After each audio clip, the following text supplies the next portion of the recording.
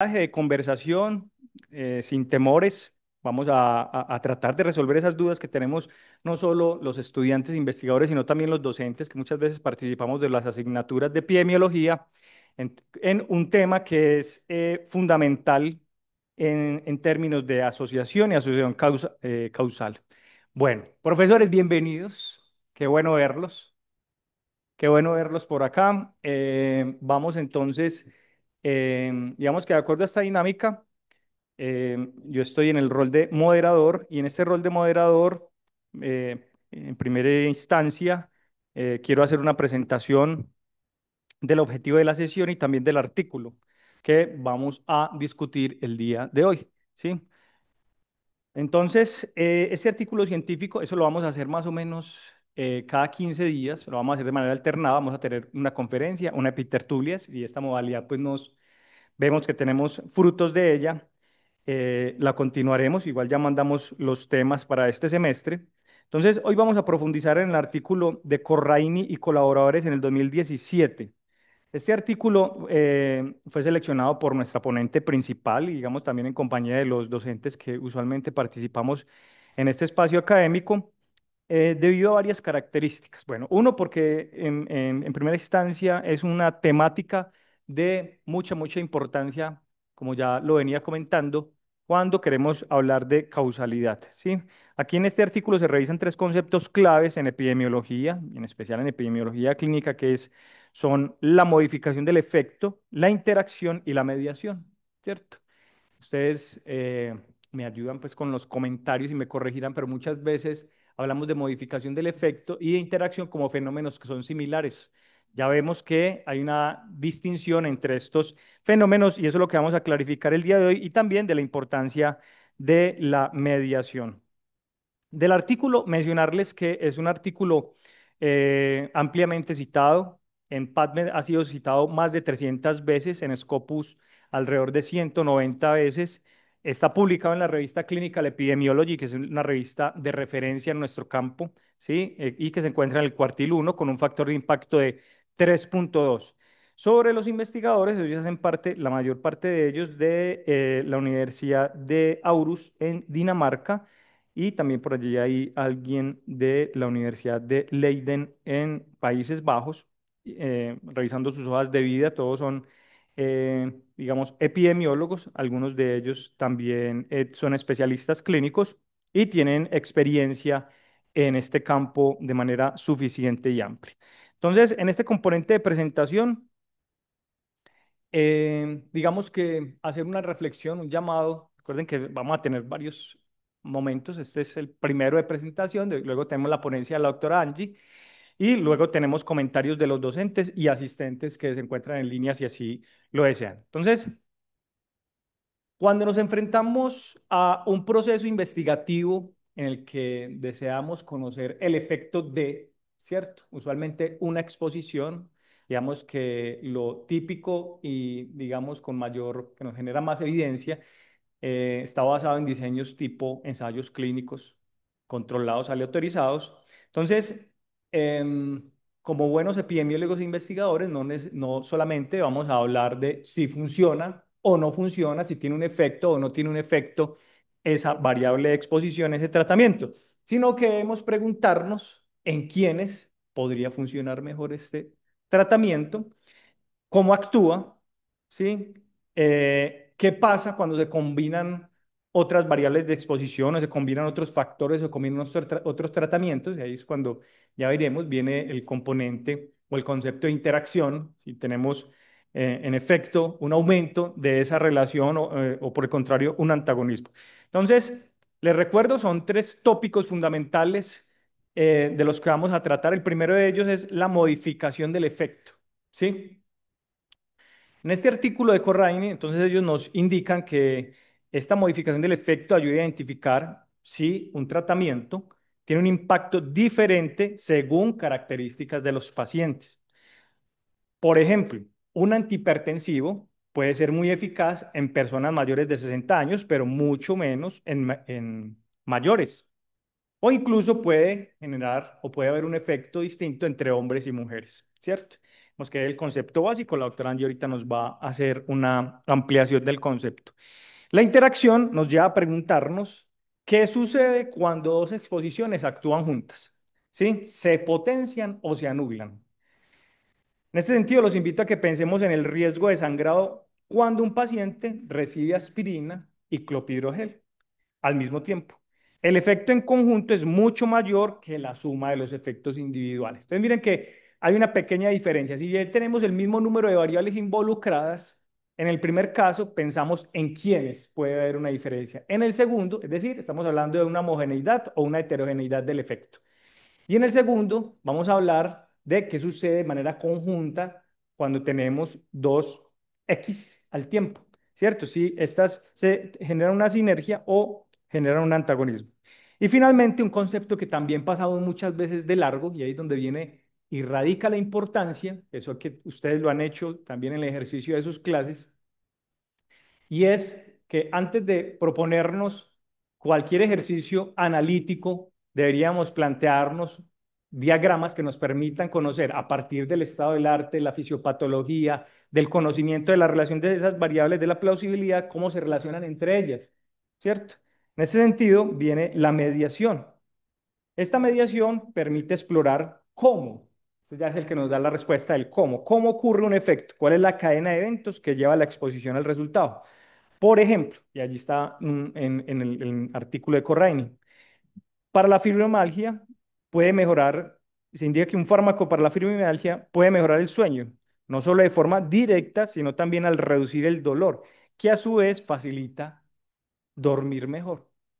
Entonces, ahí es donde debemos considerar en nuestras preguntas de investigación, en nuestros diagramas, si debemos siempre tener en cuenta las variables mediadoras y tener en cuenta si las vamos a incluir, si no las vamos a incluir, cuál es el efecto teniendo en cuenta esas variables mediadoras. En este sentido es muy importante primero entender y aplicar correctamente estos conceptos porque al final lo que buscamos con todo esto es la aplicabilidad. ¿Qué vamos a hacer con los pacientes? ¿Qué vamos a hacer con los grupos poblacionales, con las comunidades? Nos permite personalizar el tratamiento, ¿cierto? Personalizar, anticipar riesgos y optimizar y diseñar intervenciones que sean efectivas. En este artículo, entonces vamos a encontrar esas diferencias, vamos a encontrar algunos ejemplos y vamos a encontrar qué retos, porque si bien hablamos bastante del trabajo con fuentes secundarias y grandes bases de datos, también hay unos retos, hay unas limitaciones que tienen estas fuentes secundarias, ¿sí?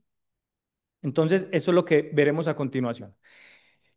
En ese sentido, vamos a continuar entonces con la segunda parte. La segunda parte está a cargo de la doctora Angie Jimena Ortiz. Ella nos hará un resumen crítico, puede también hablarnos de algunas preguntas. Luego tendremos la posibilidad de ser comentadores, tanto los que estamos en el aula como los que están en línea. Y finalmente dejamos una discusión abierta y llegar a como unas conclusiones principales, ¿sí? Unas conclusiones las más importantes. Bueno, doctora Angie, adelante. Ahorita volveremos a tomar la palabra los que estamos acá en el aula, cuando tú lo indiques. Pues estamos acá.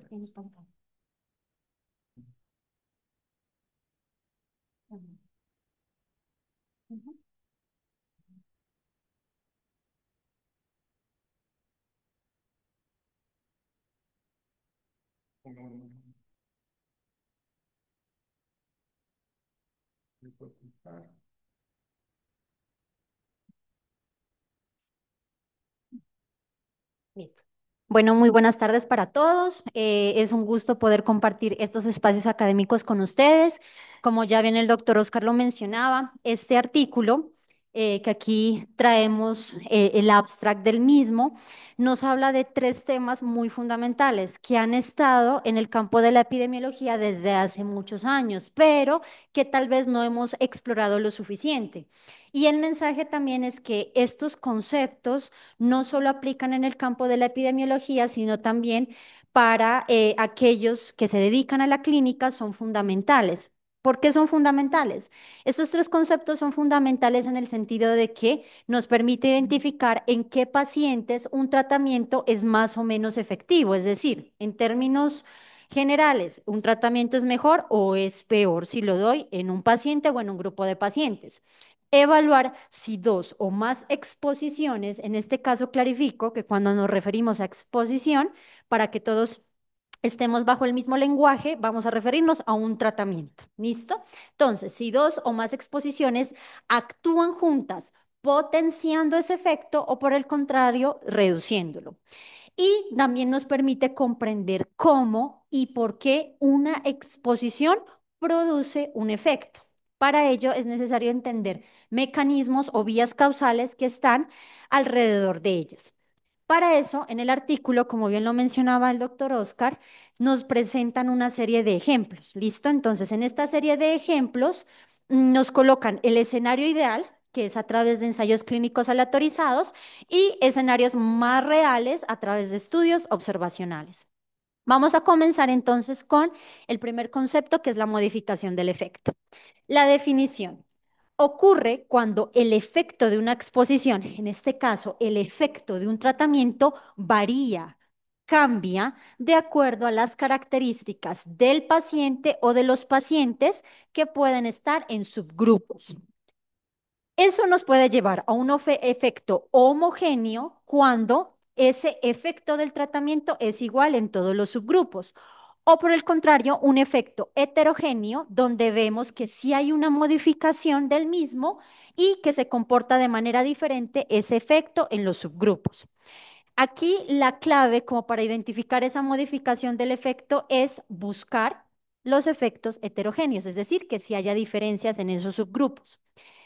Algo importante para destacar es que para identificar más bien la modificación del efecto, no es que queramos medir un efecto extra, como si suele ocurrir con la interacción, sino que vamos a comparar un mismo tratamiento, pero ver cómo se comporta ese efecto en diferentes subgrupos. Y esto es muy útil en la parte clínica. ¿Para qué? Para personalizar tratamientos y también para definir en quiénes tal vez no es tan beneficioso dar un medicamento respecto a otro. Se emplean métodos o análisis estadístico para ellos. En el artículo se nos menciona el análisis estratificado o modelos con términos de interacción para subgrupos, que lo que busca es básicamente eso, ver cómo varía o cambia el efecto, por ejemplo, de un tratamiento dependiendo de las diferencias o características de subgrupos poblacionales. Acá les tengo un ejemplo, pero quiero irme con este inicialmente para luego regresar al anterior. Este es un ejemplo de un estudio observacional, donde estamos viendo que la medida que se destaca acá es un riesgo relativo. ¿Qué estamos midiendo? El riesgo relativo de cáncer endometrial en mujeres posmenopáusicas que continúan usando terapia de reemplazo hormonal. Cabe destacar que la terapia de reemplazo hormonal es un tratamiento dirigido que se da a ciertas pacientes en su etapa menopáusica, pero acá nos están colocando ese contexto. Mujeres que están en su posmenopausia, pero que continúan tomando o recibiendo este tipo de terapia de reemplazo hormonal combinada. Y vemos cómo hay una modificación del efecto de esa terapia a partir de una variable, que en este caso es el índice de masa corporal. Entonces, podemos ver en la tabla que las filas hacen referencia al estatus de exposición. La primera fila hace referencia al uso de la terapia de reemplazo hormonal combinada.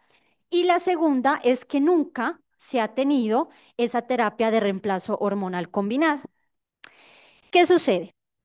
Estos dos estados los vamos a relacionar o evaluar dependiendo del índice de masa corporal de los subgrupos. Aquí ya vemos un ejemplo claro de lo que yo teóricamente les dije. Es un mismo tratamiento, miren, ¿de cuál estamos hablando? La terapia de reemplazo hormonal combinada, ¿listo? Pero vamos a ver cómo se comporta ese efecto de ese tratamiento, de esa terapia de reemplazo hormonal por subgrupos. Y estos subgrupos son mujeres cuya diferencia está en su índice de masa corporal. En la primera columna vemos un índice de masa corporal menor de 25, la segunda entre 25 y 29 kilogramos sobre metro cuadrado y el tercero, un índice de masa corporal mayor o igual a 30. ¿Qué pasa? Que si nosotros observamos la primera columna, pareciera que el uso continuo de terapia de reemplazo hormonal combinada se comporta como un factor de riesgo, pero no es estadísticamente significativo. En el segundo grupo cambia. Ya no se comportaría como un riesgo, sino como un factor protector, pero tampoco es estadísticamente significativo. En el último grupo, ahí sí vemos un cambio muy notorio. Tenemos un RR de 0,28. ¿Esto qué nos está indicando? Nos indica que de entrada ya hay una reducción significativa de un poco más del 70%. Hay un 72% menos riesgo de padecer cáncer endometrial en las mujeres que tienen uso continuo de terapia de reemplazo hormonal combinada en comparación con aquellas que nunca han usado este tipo de terapia de reemplazo hormonal. Pero aquí esta variable, que es índice de masa corporal, es la que se comporta como una medida que está generando un cambio en el efecto. ¿Listo? Esto es un ejemplo claro de la famosa modificación de efecto, donde la magnitud del efecto del tratamiento que está variando de acuerdo a una característica en particular que está diferenciada en cada subgrupo y es el índice de masa corporal. ¿Qué significa entonces? Algo irónico en el campo médico de que mujeres con obesidad, porque un índice de masa corporal mayor o igual a 30 ya es obesidad grado 1, esta terapia de reemplazo hormonal parece tener un efecto protector, ¿vale? Y en mujeres que tienen un índice de masa corporal bajo, que es menor a 25 o medio, pues no se observa un efecto claro. Ahora sí, si yo regreso al anterior ejemplo, este también es un ejemplo representativo ya de un ensayo clínico aleatorizado. Aquí nos presentan un medicamento que es topiramato, un medicamento para pacientes alcohólicos que lo que busca es reducir el consumo excesivo durante los días a la semana que tiene un paciente. En la primera gráfica podemos ver que en el eje horizontal tenemos las semanas de seguimiento de 0 hasta 12. Y en el eje vertical vemos los días a la semana que el paciente tiene consumo excesivo de alcohol. Lo que está en verde es el grupo al cual se le dio el topiramato y el que está en rojo es el grupo placebo. En este gráfico general es claro que el grupo que está recibiendo topiramato tiene un efecto beneficioso porque se reduce el consumo excesivo de alcohol. Pero miren lo que pasa cuando dividimos ese grupo grande por subgrupos. Y estos subgrupos están divididos por una particularidad, que es un alelo. ¿Listo? El primer grupo tiene un genotipo CC, el segundo una C y el tercero una A. De todos estos, es claro que el primer gráfico, que es el genotipo CC, nos demuestra una reducción significativa y consistente a lo largo de las semanas de seguimiento del consumo excesivo de alcohol en los pacientes que se le está dando este medicamento, el topiramato. Entonces, ¿qué podemos concluir de esto? Que el topiramato en pacientes con alcoholismo tiene un beneficio mucho mayor cuando el paciente es portador de este genotipo específico CC. Eso con respecto entonces al concepto de mediación del efecto. Ahora vamos con el concepto de interacción. El concepto de interacción es evaluar si el efecto conjunto de dos o más exposiciones es diferente a la suma de sus efectos individuales. Aquí tenemos dos tipos, sinérgico y antagónico.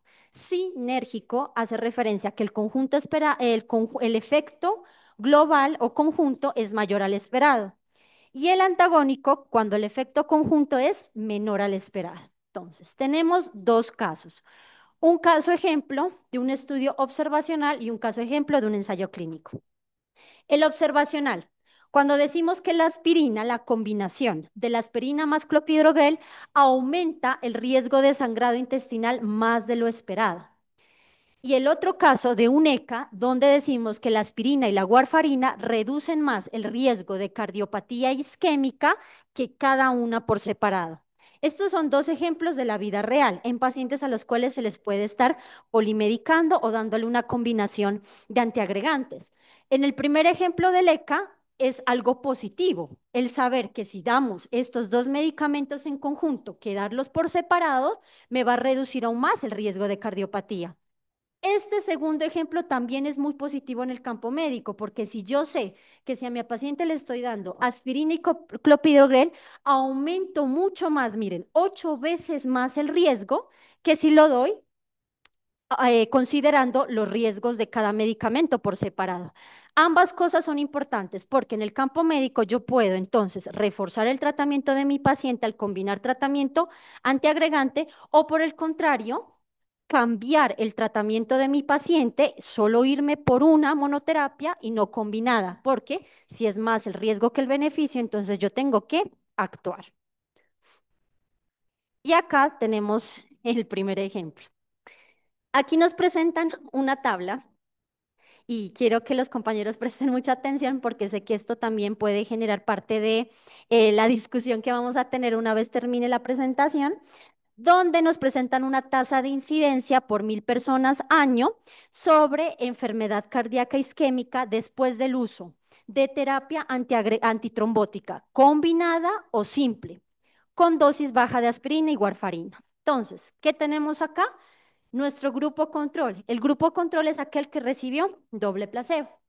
Tenemos nuestros otros grupos, aquellos que recibieron aspirina sola, warfarina sola y una combinación entre aspirina y warfarina. Y ahí están las tasas de incidencia. ¿Qué es lo que tenemos que hacer primero? Identificar los efectos principales, es decir, hacer las comparaciones individuales para saber realmente cuánto protege cada tratamiento por sí solo. Para ello debemos de restar esa tasa de incidencia que nos está presentando la tabla del grupo tratado con la del grupo control. El efecto de la aspirina sola. Entonces, si nosotros observamos la tabla, la aspirina sola nos está presentando una tasa de incidencia de 10.2. Hacemos la resta con el grupo control, que es 13.3. Eso nos da 3.1. ¿Qué significa? Que la aspirina sola evita 3.1 casos por cada 1.000 personas año. Si hacemos el mismo ejercicio con la warfarina sola, restando la tasa de incidencia del grupo control 13.3 menos la tasa de incidencia de la warfarina sola, que es 10.3, nos da 3. Significa que la warfarina solo evita 3 casos por cada 1.000 personas año. Ahora, analizando el efecto conjunto observado, que es la warfarina y la aspirina, hacemos el mismo ejercicio. Restamos la tasa de incidencia del grupo control 13.3 con el 8.7, que es la tasa de incidencia que nos está presentando de la warfarina y la aspirina. Esto nos da 4.6, que significa que la combinación de warfarina más aspirina evita 4.6 casos por cada 1.000 personas año. Esta es una duda que nos surgió y que esperamos también poderla resolver ahora a continuación. ¿Qué sería lo esperado si no hubiera interacción? En epidemiología, para evaluar la interacción en la escala aditiva, se asume que si los tratamientos no interactúan, la reducción conjunta debería ser simplemente la suma de las reducciones individuales. Entonces, si nosotros hacemos la sumatoria de esas reducciones individuales, la tasa esperada que tendríamos si no hubiese interacción entre la warfarina y la aspirina sería 7.2 casos por cada 1.000 personas año. Pero ¿qué nos dimos cuenta? Que en la tabla nos presentan un valor mayor, que es lo observado con la combinación de 8.7. El hecho de que la tasa observada sea más alta que lo esperado indicaría que la reducción conjunta fue menor a la suma simple de los medicamentos. Y finalmente pasamos al concepto clave de mediación. Entonces, ¿qué es mediación? Analiza cómo una exposición produce un efecto, identificando variables que se conocen como intermediarias o mediadoras en esa cadena causal. Entonces, podemos tener varias partes del efecto. Un efecto total, que es el impacto global de esa exposición sobre el desenlace. Un efecto directo, que es aquel que no pasa por ese mediador. O sea, hagan de cuenta, va directo por su camino. Y el indirecto que sí se transmite a través del mediador, es decir, que si yo estoy en un punto A y quiero llegar a un punto B, necesariamente lo tengo que hacer a través del mediador y no tengo un camino directo. Es útil para descubrir mecanismos y nuevos puntos donde uno pudiese hacer una intervención. Y nos presentan dos ejemplos. Un ECA con pregabalina, donde se prescribió inicialmente para fibromialgia, pero la pregabalina también mejora el sueño en pacientes con fibromialgia porque está mediado en un 55% por la reducción del dolor. Y un ejemplo observacional que ya lo vamos a ver con grupos sanguíneos, O negativo y grupo O positivo. Y el riesgo de trombosis que está mediado parcialmente por un factor de coagulación que es el factor 8. Para esto podemos aplicar diferentes métodos estadísticos o modelos de mediación. Entonces, aquí tenemos el primer ejemplo que nos presenta, ¿no? Entonces, tenemos acá grupos. Estos primeros grupos hacen referencia perdón, un momento, a pacientes donde no se está ajustando una variable, en este caso la que puede desempeñarse como una variable mediadora, que es el factor 8. Aquí tenemos los tipos de sangre que no son O negativos y queremos ver cómo eso impacta en el desenlace, que en este caso es trombosis venosa profunda. Miren que aquí nos está presentando un odds ratio. En el primero es un odds ratio de 2, lo cual nos indica que las personas con grupo sanguíneo que no es O negativo tienen que el doble de riesgo de trombosis venosa profunda que las personas que son grupo O positivo.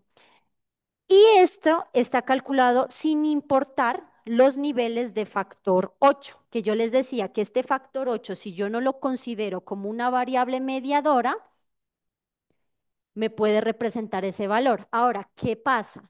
Si yo ajusto por esa variable mediadora entre la relación, que es el factor 8, miren que acá el ratio disminuyó. Al ajustar por factor 8, el riesgo se redujo de 2 a 1,5, lo que indica que parte de la asociación entre ese grupo sanguíneo y la trombosis venosa profunda sí está explicada por ese factor 8, si no, no lo hubiese modificado, pero no es la única razón que explica ese cambio. Entonces, en este análisis de mediación, lo que uno o lo que los autores nos pretenden presentar con esta tabla es evaluar si la relación entre el grupo sanguíneo O positivo y O negativo y la trombosis venosa profunda como mediadora a través del factor 8 de coagulación afectan, digamos, el desenlace final de la presentación de esa enfermedad. Aquí tenemos un gráfico también como para entender un poco cómo funciona ese mediador. Entonces, aquí la exposición viene siendo, o la condición de exposición, el grupo sanguíneo que no es O negativo, términos generales O positivo. Y como un mediador, que en este caso es el factor 8 de coagulación, puede impactar en mi desenlace, que es la trombosis venosa profunda.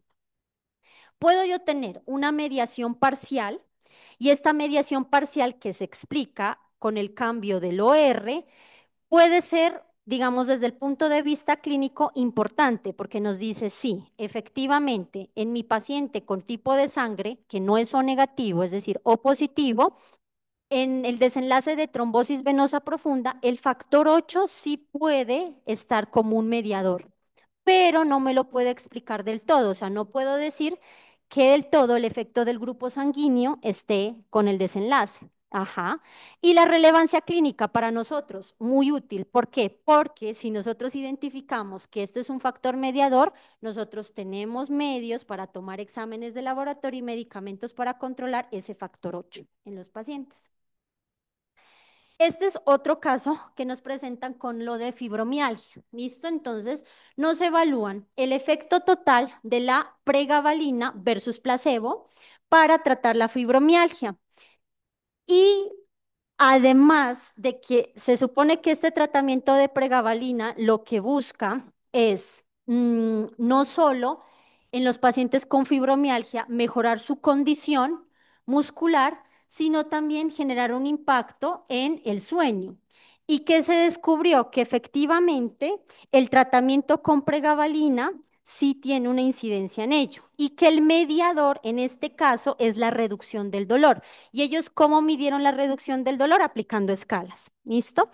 El desenlace que fue que mejora el puntaje de la calidad del sueño, es decir, que no solo se comporta como un medicamento que me puede ayudar directamente a la patología, sino que tiene otro beneficio adicional que a su vez también mejora mi patología estrella, que es mejorar el sueño. O sea, mi estrella es mejorar mi condición de fibromialgia, pero a su vez la pregabalina mejora mi sueño, que sea un sueño reparador que lo pueda conciliar más rápido.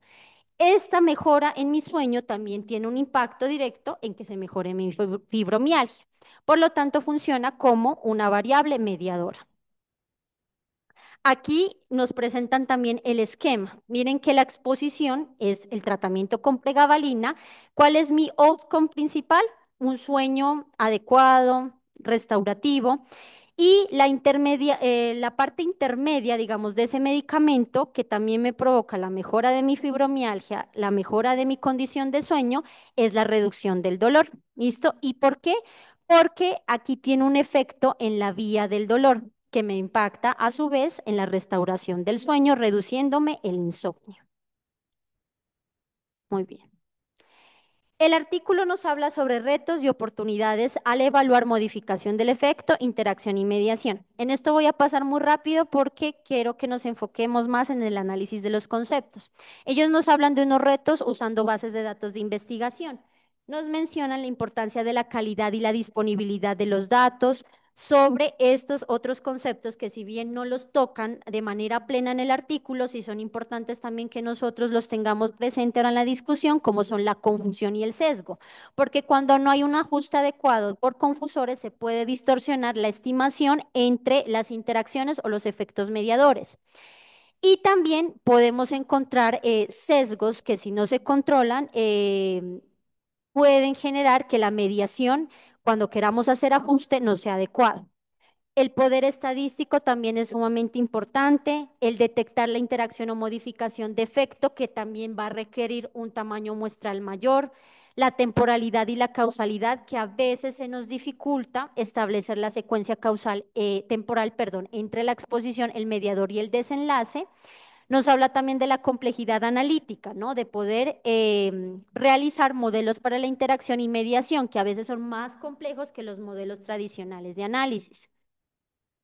Y sobre oportunidades al evaluar estos elementos, nos habla de tamaño muestral, representatividad, sobre ciertas preguntas que a veces no son factibles de desarrollar a través de ciertos tipos de diseños como los ECAS, de los análisis longitudinales que son útiles para evaluar la medición a lo largo del tiempo y complementariedad con otros estudios primarios para generar nuevas hipótesis o reforzar los resultados de los estudios experimentales.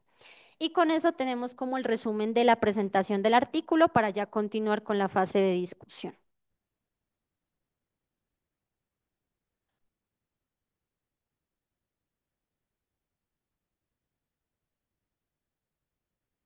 Bueno, muy bien. Lo dijimos originalmente a partir de el diseño que planteamos. De hecho, fue una propuesta que nos hizo el doctor José Bareño en su momento sobre varias preguntas que nos surgían en los procesos que hemos acompañado de investigación con los estudiantes y con también investigaciones propias.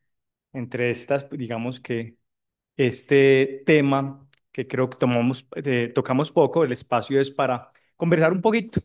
Podemos hablar desde nuestra propia experiencia y también, claro está, desde lo que entendimos del manuscrito revisado. Entonces, como para abrir esta discusión y poder escuchar a los profes si quieren dar alguna opinión, hay un tema que, de hecho, durante las clases, lo repito, yo que doy más estadísticas que epidemiología, y es la necesidad, y recuerdo que también lo decía muy claramente el profesor Luis Carlos Silva, de tratar de no plantearnos tantos estudios de factores asociados, sino ir un poco más allá, ¿cierto?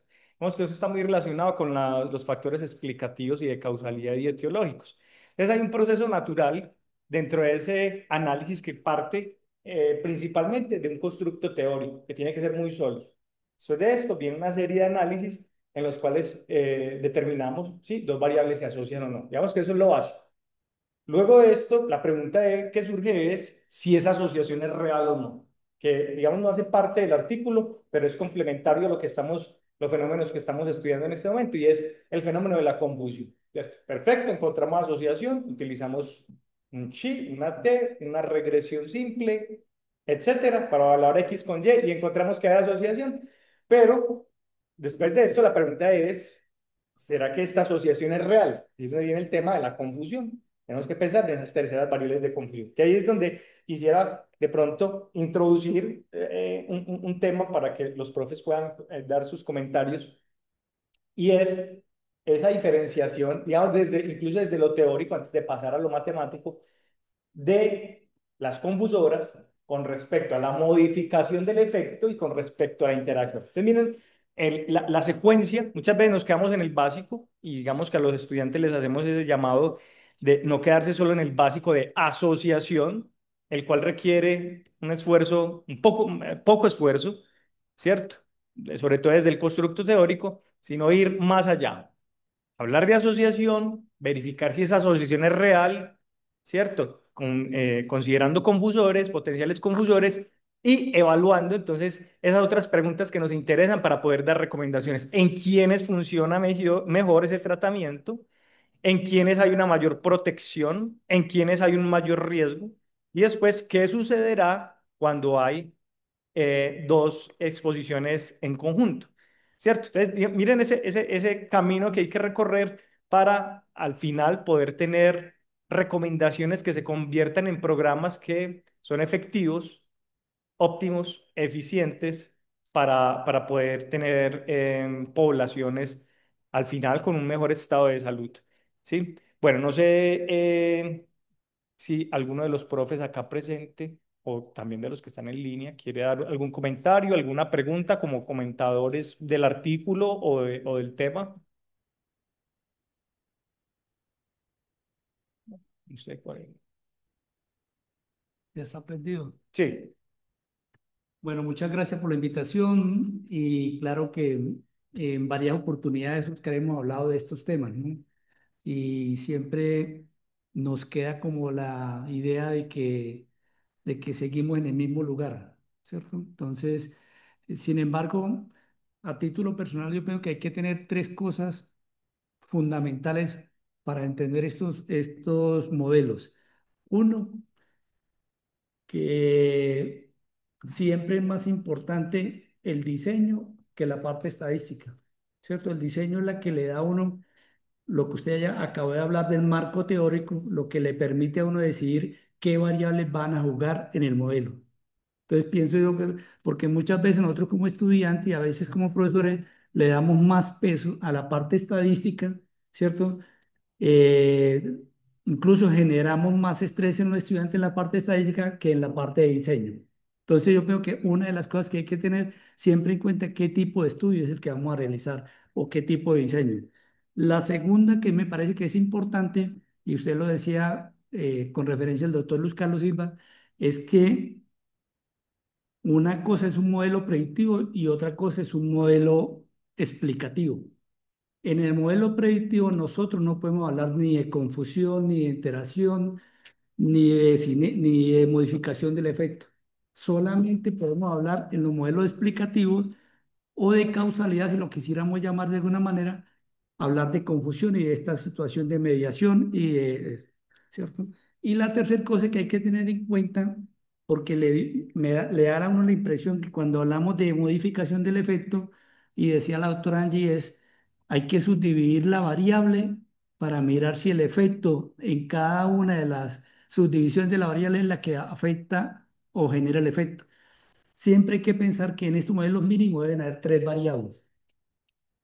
Usted no puede pensar que si yo cojo una variable y la subdivido, por ejemplo, los menores de 18, entre 18 y 45, si solamente estamos mirando como un modelo de dos variables, se pudiera dar eso. O sea que yo creo que esas tres características es lo primero que hay que tener en cuenta.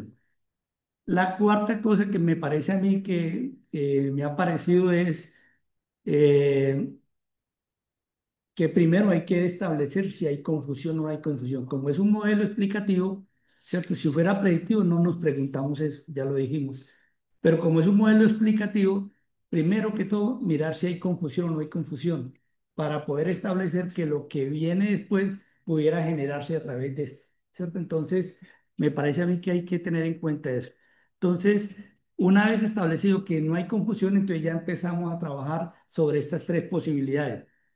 Yo voy a hablar primero de la mediación, porque me parece que la mediación, como dice la palabra, no deberíamos pensar mucho en eso porque es una variable intermedia entre la causa y el efecto. O sea que para uno es mucho más fácil establecer que esa variable de mediación prácticamente uno pudiera generar un estudio entre la cual esa nueva variable es la que genera el evento en mediación. Entonces, quedan dos temas ahí que son importantes, que serían modificación del efecto e iteración, ¿cierto?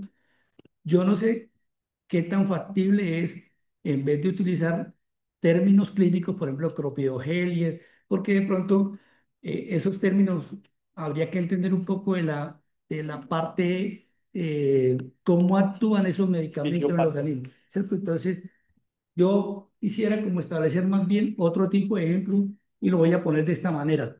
Uno, ¿qué pasaría? Todos sabemos que en ciclismo y en estas competencias dicen que la cafeína afecta el desempeño de un ciclista para ganar una meta. Entonces, si yo tengo el café y tengo la competencia, o sea, si gano o no, ¿qué pasa si la persona duerme bien? Entonces, entra una tercera variable a participar. Entonces, yo quiero saber, yo sé que no es confusión porque teóricamente yo sé que, que el sueño no me va a generar que yo gane la competencia, pero yo sí sé que el sueño está afectado por el café y el sueño, si yo no duermo bien, me afecta la competencia, ¿cierto? Entonces, el sueño participaría allí. Sí. Qué buen ejemplo, qué buen ejemplo. A mí a ver, yo voy a hablar desde lo mundano, ¿cierto? Voy a hablar desde lo mundano y es que yo no soy epidemióloga, ¿cierto? Y eso lo digamos ahorita con Angie, y es una cosa.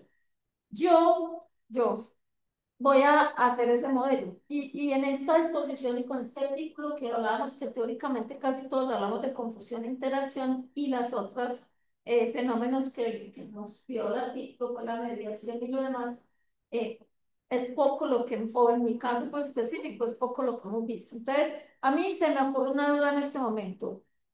La diferencia entre confusión y mediación, porque lo veo muy similar, ¿cierto?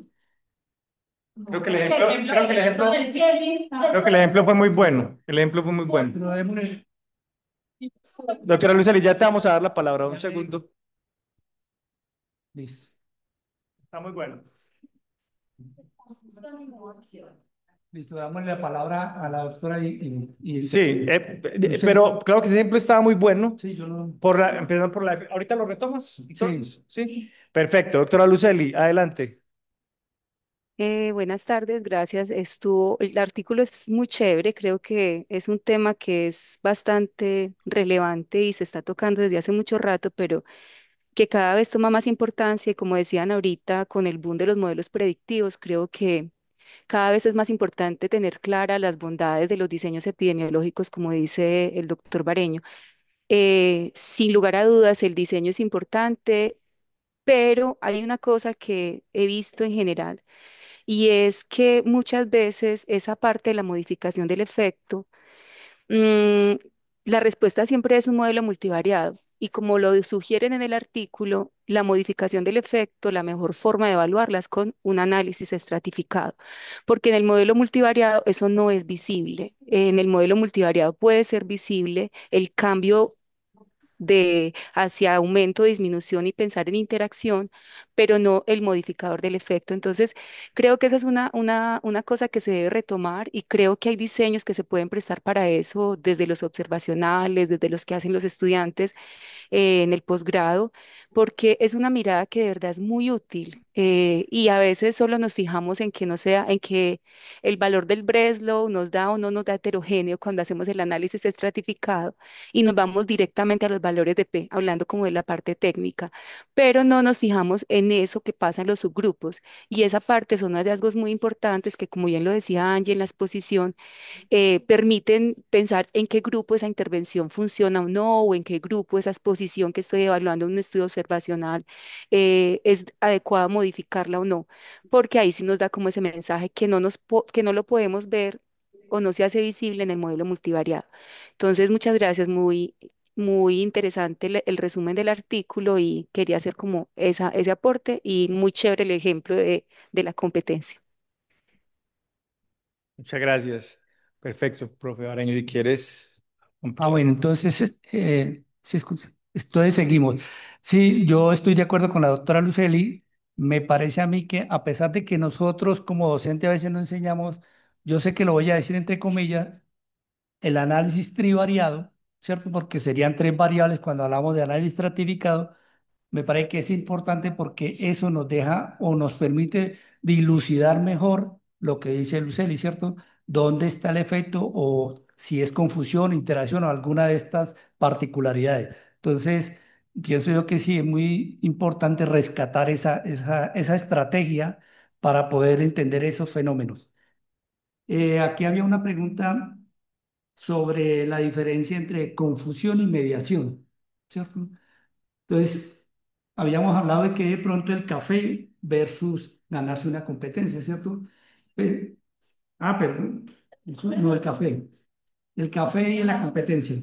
¿Qué puede ser una confusión? Lo del sueño. Si yo no duermo bien, ¿cierto? Está relacionado con el café porque me afecta, ¿cierto? Dicen, para algunos dicen que el café le afecta el sueño, ¿cierto? Y el sueño, si yo no he dormido bien, pues si voy a una competencia, pues también Pero digamos que en ese caso, el sueño sería más que confusor, una variable de interacción, pensando en que el sueño no es del desenlace, por ¿cierto? eso, Yo por eso, pienso entonces, que la interacción por eso, pero ahí, también podría ser mediador. eso, ahí De está. acuerdo, pero más no confusor. Sí, no, no es confusora porque no, eso no va a hacer que gane, no. Exacto. Y por otro lado, es bien.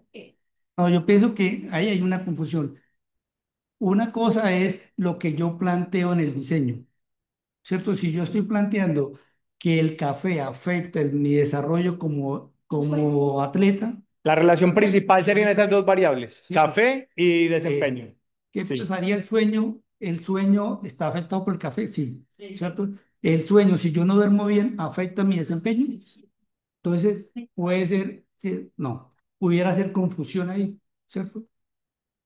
Ok, ahorita la entendí como interacción. Ok. Ahora pensemos en ese mismo atleta que esté desempeñándose y de alguna manera él mejore su capacidad durante el transcurso de la competencia. Vamos a suponer que llevaba ya varios kilómetros corriendo y le dieron líquido, ¿cierto? Se hidrató, él se desempeñó mejor. O sea, hay una mediación ahí entre el café y el desempeño del corredor. ¿Por qué? Porque, digámoslo así, se alimentó mejor durante el transcurso de la competencia. O sea, uno, si no tuviera esa alimentación, de pronto no llegaría al final del desempeño. Entonces, por eso es que colocan las estaciones de que la gente coma algo en una competencia o se alimente Esa no durante la tiene. competencia. Yo pienso que esa sería la mediación. Eh, Si yo no me alimento en la competencia, puedo desempeñarme mal. Si me alimento, aumentaría mi posibilidad de que yo gane. Ujú. Profe Areño, si me permites dar como Sí, una definición para complementarla a la pregunta de la profe María Cris. Digamos que desde lo conceptual, una variable confusora es aquella que se considera, tiene relación con la variable independiente principal, ¿cierto? Y también tiene una relación causal con el desenlace, ¿cierto? Digamos que el ejemplo típico es fumar con cáncer de pulmón. Pero digamos que también hablamos de una tercera variable, por ejemplo, la biomasa, ¿cierto? La cocinar con leña. Entonces, esto, o bueno, podríamos hablar también del tinto, del consumo de café. Entonces, esta se desempeña como una variable de confusión, pero no está en el camino mediador. No está en la ruta entre el fumar. Esa representación la distorsiona y es muy real. la mediadora puede distorsionar, pero sí es verdad. Es como yo lo veo. No, pero sí es real, la confusora es real. Puede ser causal del desenlace, es decir, una variable confusora también es un factor de riesgo. Sí, puede ser intercambiable incluso con la variable independiente principal. Sí, también es un factor de riesgo y es real. La mediadora también es real, solo que está en el camino. Por ejemplo, yo voy a poner otro ejemplo parecido a aquel. Eh, la microvasculatura, el daño en la relación entre la diabetes y la nefropatía. ¿Cierto? Entonces, uno podría hablar de la diabetes como un factor de riesgo para la nefropatía, pero en el camino hay otras condiciones. La diabetes, el exceso de glucosa en sangre, puede ser que me genere un daño en la microvasculatura. Mira que está en el camino causal. La microvasculatura no necesariamente va en el sentido contrario, es decir, no es causal de diabetes. ¿Sí es? Entonces ahí sí no se puede comprobar como una confusora, está en la mediación. Ahí es donde uno debe considerar si esta la va a contabilizar, va a ver cuánto me causa de esto o no. Y la importancia del diagrama cíclico y de saber si más bien le hago un diseño distinto, hago un estudio diferente para ello, ¿cierto? Y ahí viene, entonces teniendo claros esos dos componentes, viene el tercero, que es el de la interacción. ¿Cierto? Que es de la modificación del efecto y la interacción, que es un fenómeno distinto. Es, en la confusión, debemos de controlar el efecto, distinto a lo que sucede, controlar el efecto. En la mediación podemos reportar cuánto ocurre. En la modificación del efecto y la interacción, tampoco lo controlamos, también debemos detectarlo y reportarlo, que digamos, ahí es donde se nos vienen las... Y entonces, ¿cómo diferencio entre confusión, modificación e interacción? ¿Cierto? Esas dos últimas no las controlamos, no las ajustamos, sino que lo que hacemos es, ya, acá le dije, sino reportarlas. Listo, ya nos quedan pocos minutos para algunos últimos comentarios de quienes están en línea o acá mismo, antes de proceder a cerrar. ¿Algo más, profesoras, profesor? ¿Tu profesora quieres comentar algo al final? Yo creo que por temas de tiempo tenemos que cerrar, digamos, esta epitertulia, pero que sea para muchos más espacios para continuar retomando estos conceptos y otros conceptos de epidemiología. Este artículo sí tuvo un enfoque muy clínico porque de hecho desde el título nos dice y en la parte introductoria nos refiere de que si bien son conceptos epidemiológicos, en el campo clínico el profesional de la salud también debería de conocerlos para saber entender la enfermedad, dirigir los tratamientos e identificar factores de riesgo. Pero me parece muy importante que para las próximas tertulias, epitertulias que tengamos también, si bien nos vamos a basar en artículos que pueden ser del todo clínicos, traer ejemplos más, digamos, aterrizados a contextos que todos los entendamos. Entonces me pareció muy chévere la parte del ejemplo que nos proporcionó el profe José y que ojalá pudiésemos continuar con esta discusión en otro espacio que me parece muy fundamental para tanto colegas, docentes como estudiantes. Perfecto, doctora. Yo quiero, regálenme un minuto para finalizar, digamos que hace parte del objetivo del moderador, para darle un cierre y todos nos vayamos con esta idea para nuestro ejercicio investigativo y nuestras clases, como para cerrar las conclusiones de lo que nos deja el artículo. Entonces, sobre los tres conceptos claves y la limitación. Recuerden que lo principal es el trabajo en ensayos clínicos, pero los datos observacionales son una gran oportunidad con ciertas limitaciones. Entonces, modificación del efecto, para que dejar esa conclusión. ¿Qué es?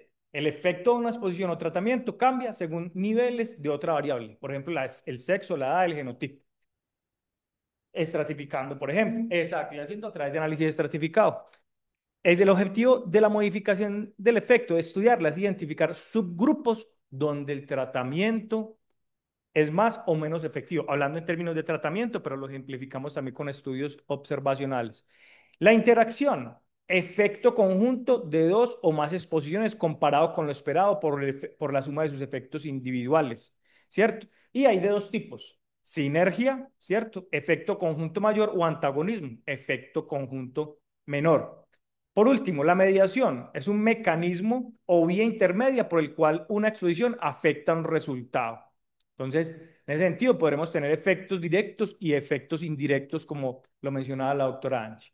Finalmente, quedan los retos y limitaciones en los observacionales, como son el control de la confusión, la independencia, el error de medición Y recuerden entonces esto, con términos muy simples, los tres conceptos responden: la modificación del efecto, ¿en quiénes se da el efecto? La interacción, ¿qué pasa si hay una combinación? Y la mediación, ¿cómo ocurre el efecto? Bien, ya entonces, la doctora Angie hacía la invitación. Es muy importante que hagamos un ejercicio juicioso de esto en nuestra práctica juiciosa de epidemiológica e investigativa, dado que para tener aplicaciones reales, confiables, efectivas, es muy importante trabajar de manera disciplinada en estos fenómenos. Muchas gracias a todos los asistentes. Dentro de 15 días tenemos conferencia bueno, no tengo acá a la mano el tema, se las estaremos enviando con el suficiente tiempo, pero dentro de 15 días seguimos con la epicápsula, o si me permiten un segundo, acá la estoy abriendo. Oh, bueno. Bueno, se los estaremos enviando al correo electrónico. Muchas gracias a los que estuvieron conectados, a los profesores. Profesora Luceli, adelante. No, está que muchas gracias. Sí, ya les decimos cuál es la conferencia que es. Sí, acá la tengo. Ya se fueron, bueno, igual se las... Bueno, está lento el internet. Igual les estamos compartiendo, ya lo compartimos iniciando el semestre, pero igual les estamos recordando antes de la fecha. Una feliz tarde para todos.